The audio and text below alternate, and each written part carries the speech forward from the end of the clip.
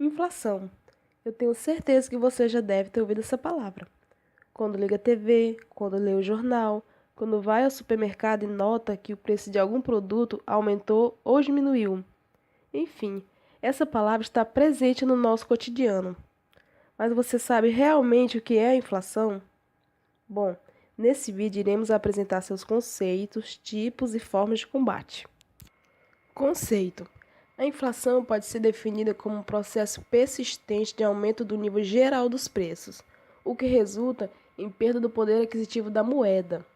Esse fenômeno ele é generalizado, pois os aumentos dos preços não ocorrem apenas sobre um pequeno conjunto de preços ou sobre um setor específico da economia.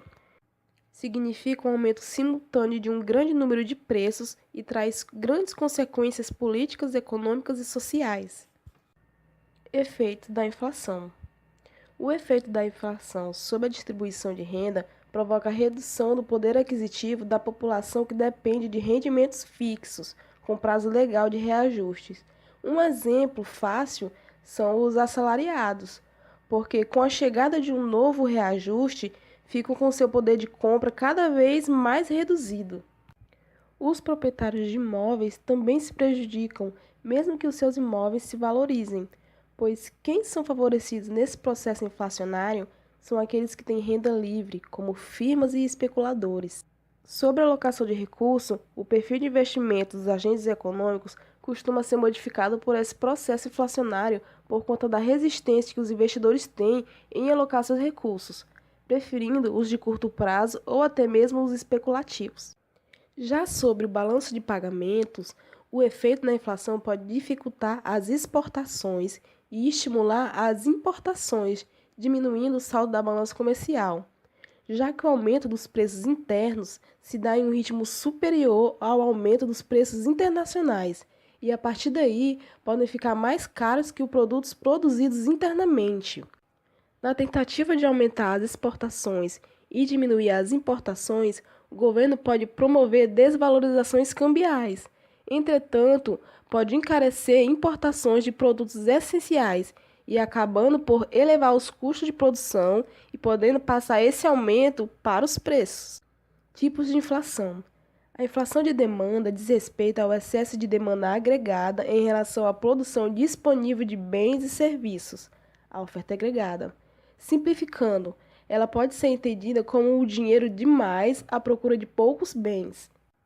A visão monetarista admite que o governo, ao financiar seus déficits mediante a emissão de moeda, origina um processo inflacionário. Vejamos essas ilustrações da demanda agregada, que é dada por DA, demanda agregada, igual a C, consumo, mais I, investimento, mais G, gasto do governo. Nesse modelo, é a oferta agregada que mede o nível de renda ou de produto da economia. E para que ela esteja em equilíbrio, é preciso que a oferta agregada seja igual à demanda agregada através da interseção da curva de demanda agregada com a reta referencial e com o nível de renda e produto abaixo do pleno emprego.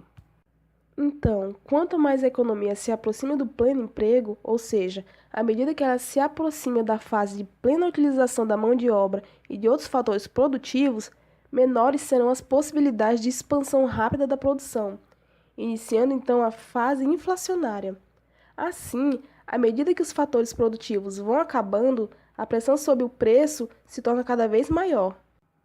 Para combater esse tipo de inflação, a demanda agregada por bens e serviços deverá ser reduzida, uma vez que em curto prazo ela se demonstra mais sensível às alterações políticas e econômicas, ao contrário da oferta agregada, cujos seus ajustes se dão a longo prazo. Para isso acontecer, a demanda agregada pode ser comprimida das seguintes maneiras: o aumento da carga tributária, a redução dos gastos do governo, elevação das taxas de juros, controle de crédito e arrojo salarial. Inflação de custos. Esse tipo de inflação tem como causa os fatores não monetários, comparado à inflação de demanda. Ela surge por ações de agentes autônomos, sem intervenção de mecanismo de mercado, sendo ela associada à inflação tipicamente da oferta, pois a demanda permanece a mesma, porém os custos dos principais fatores de produção aumentam. Esse tipo de inflação acontece devido a 4 fatores: quedas de produção, aumento nos preços de produtos importados, aumento excessivo de salário e a atuação de oligopólios. Para conter esse tipo de inflação, sugere-se as políticas de controle sobre os lucros das empresas, políticas de controle direto sobre os preços e política salarial mais rígida. Já a inflação inicial acontece à medida que os agentes econômicos adaptam suas expectativas à taxa de inflação. Assim, a taxa de inflação esperada passa a ser a taxa de inflação inércia. Esse tipo de comportamento passa a ser integrado nos contratos e acordos informais e pode persistir por muito tempo.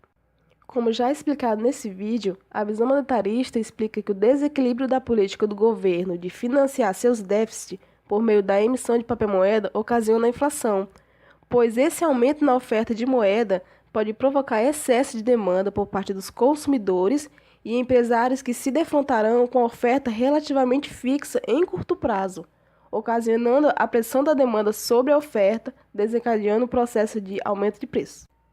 Formas de combate à inflação. A inflação é um problema macroeconômico e que afeta o bem-estar da sociedade como um todo. O seu controle torna-se preocupação primordial do próprio governo. Assim, teoricamente, duas soluções são dadas: a contração da demanda e controle de preços e salários. A contração da demanda pode ser feita através de políticas monetárias e fiscais contracionistas, reduzindo assim o nível de produção e de emprego na economia.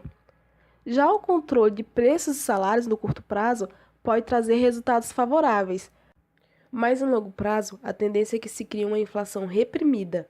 Terminamos esse vídeo sobre a inflação aqui. Falamos seus conceitos, tipos e formas de combate.